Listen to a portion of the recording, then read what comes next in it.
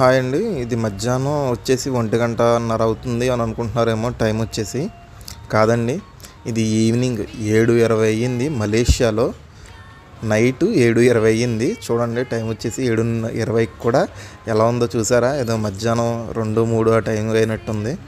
ఇప్పుడు మన ఇండియాలో టైం ఎగ్జాక్ట్గా 5:15 అయ్యిందండి. చూసారా? 5:15 అదండి. మలేషియాలో 7:20 కూడా ఇంకా ఏదో ఈవినింగ్లో